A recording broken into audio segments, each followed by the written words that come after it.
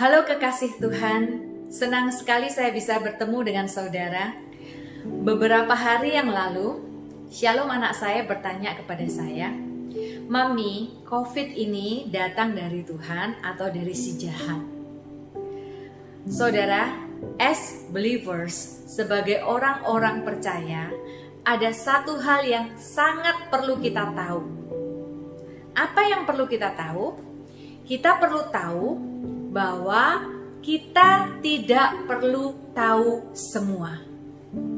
Saya ulangi, sebagai orang percaya, kita perlu tahu bahwa kita tidak perlu tahu semuanya. Yang paling penting, kita paham as believers. Believers artinya orang percaya bahwa segala sesuatu yang Tuhan izinkan terjadi dalam kehidupan kita, Tuhan merencanakannya untuk kebaikan kita.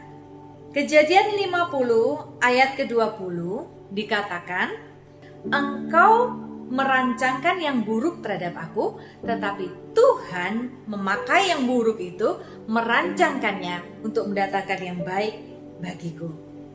Jadi apakah COVID ini datang dari Tuhan atau tidak? Saya tidak tahu pasti jawabannya.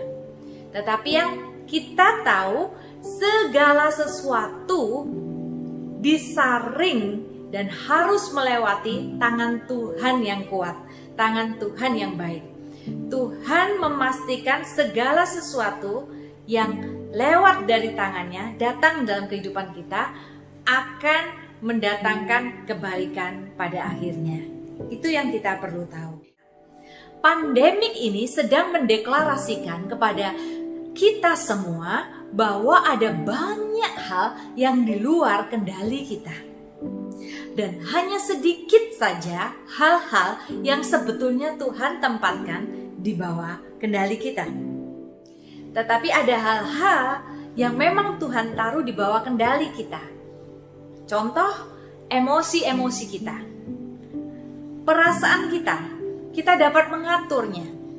Reaksi kita juga dapat belajar mengendalikannya.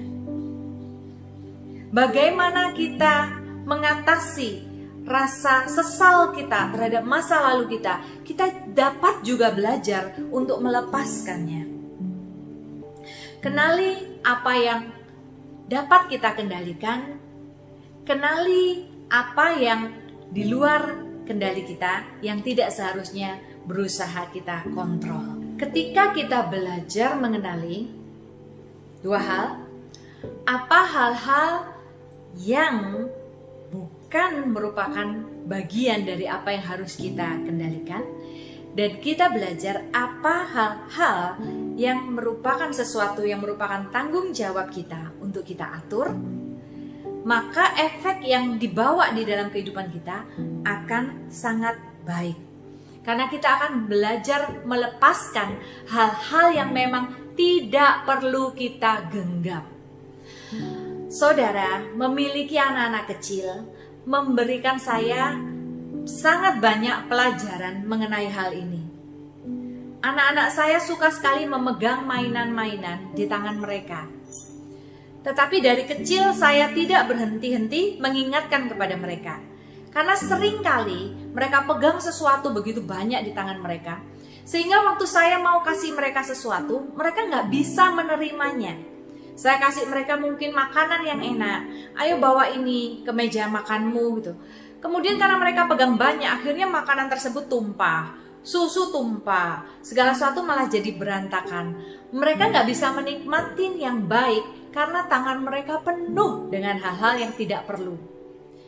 Nah, demikian juga dengan kita. Kalau kita terus memegang erat, menggenggam, dan berusaha mengendalikan hal-hal yang sebenarnya memang tidak Tuhan rancang untuk kita kendalikan dan kita kontrol, kita akan kelelahan dan tidak dapat menikmati yang baik yang Tuhan sediakan bagi hidup kita. Ingat ya, kita tidak dapat menerima sesuatu yang lebih baik kalau tangan kita penuh dengan hal-hal yang tidak perlu. Di hidup kita, kita tidak dapat menerima damai sejahtera, kita tidak dapat bahagia kalau kita tidak belajar untuk melepaskan kendali atau kontrol atas hal-hal yang memang bukan porsi kita. Saudara, tidak selalu kosong itu buruk. Saudara ingat di dalam Alkitab, pada saat janda itu akan menerima mujizat dari Tuhan, dia diminta untuk membawa bejana-bejana yang kosong. Seberapa kosong bejana itu, sebanyak itulah bejana itu akan dipenuhi dengan mujizat daripada Tuhan.